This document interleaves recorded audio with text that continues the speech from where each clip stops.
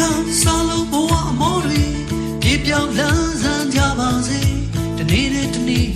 သာယာချမ်းမြေ့တိုးတက်ရအောင်ဒီရှင်သန်ရာဘဝမှာပညာဉာဏ်မြင့်မှာအယုသားဆုံးသာဖြတ်တန်းသွားတယောက်နဲ့တယောက်ကူပါအစိုးများတဲ့မှာ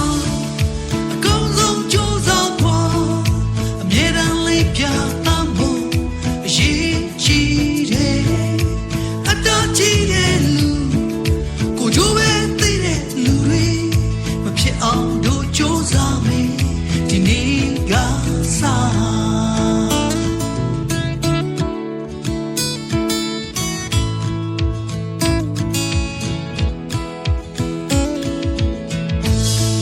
ဒီနေ့ကစားလို့စိတ်နှလုံးတွေ